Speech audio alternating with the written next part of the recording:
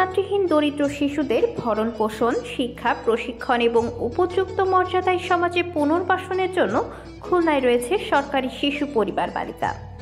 এখানে অনেক শিশু লেখাপড়া ও হস্তশিল্প শিক্ষা লাভ করে হয়েছেন স্বাবলম্বী।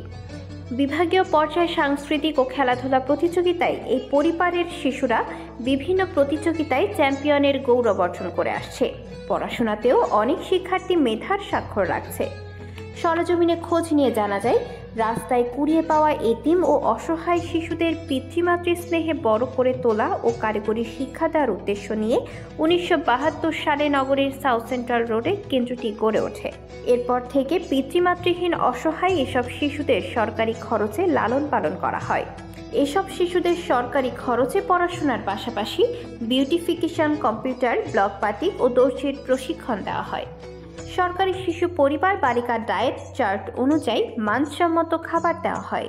শিক্ষকরাও তাদের সঙ্গে ভালো আচরণ করেন। এই পরিবারে ভালোই আছেন বলে জানান শিশুরা। আমরা এখানে থাকার কষ্টও হয় না, আর বাসায় থাকলে যেমন একাকিত্ব, নিরাপত্তার অভাব, কিন্তু এখানে কিন্তু সেটা নাই।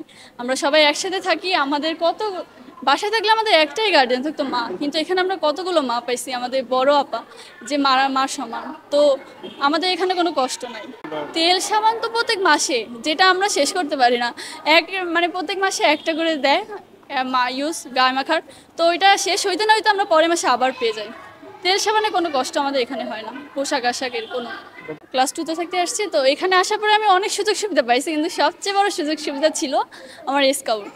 কারণ স্কাউটের মাধ্যমে আমি অনেক কিছু জানতে পারছি। অনেক জায়গায় গেছি, আমরা দিনাজপুর গেছি, ঢাকা, মৌচাকে গেছি আমরা, যেটা বাংলাদেশের সবচেয়ে বড় স্কাউটের স্থান। তো আমি এবার পিএস পরীক্ষা দেব, প্রেসিডেন্ট কাপ অ্যাওয়ার্ড, আর আমি অঞ্চল, জেলা সব পর্যায়ে উত্তীর্ণ হয়েছি।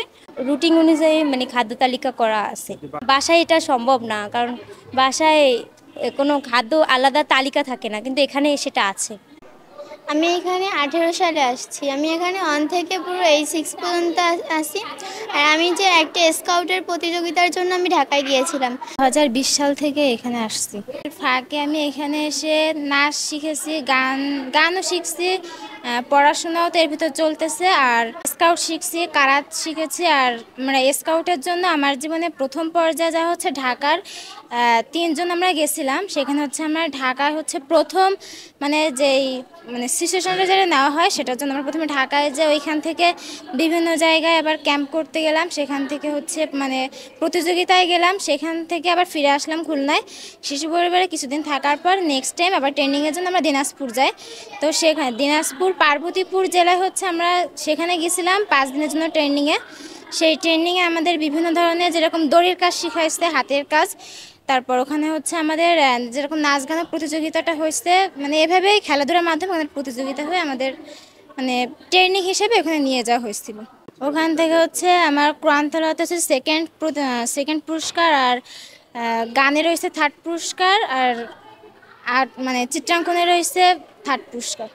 পড়াশোনা করি, তারপরে স্কাউট করি, কারাত করি, নাচ করি, গান করি, কবিতা আবৃত্তি করি, চিত্রাঙ্কন করি। 2015 সাল থেকে এখানে আসছি। তখন থেকে কারাত শিখি, নাচ শিখি, গান শিখি, দর্জির কাজ শিখি, হাতের কাজ শিখি, লেখাপড়াও শিখি এবং খেলাধুলাও করি, ওটাও শিখি আমরা। 14 সালে আসছি। এখানে এসে অনেক সুযোগ সুবিধা পাইছি। এখানে আমার ইচ্ছে ছিল আমি পুলিশ হব। আমি কাজ করে অনেক নিজের মনে হয় যেন পারবো। আত্মরক্ষার জন্য এটা শিখি।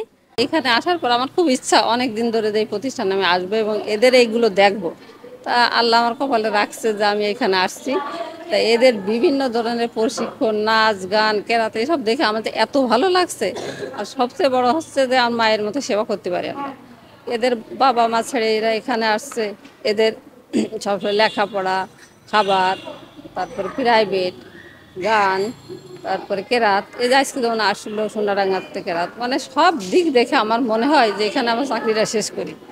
এত ভালো লাগছে। আমরা মায়ের মতোই সেবা করার চেষ্টা করি এবং কেউ বলবে না যে নিজের সন্তান থেকে। আমার মেয়ে কিন্তু বলে যে আমাদের তুমি অত ভালোবাসো না, ওদের জন্য। খুলনার সরকারি শিশু পরিবারে বেড়ে ওঠা রওশনারা খাতুনের লেখা স্থান পায় 2019 থেকে 20 অর্থ বছরের সরকারের বাজেট বইয়ে।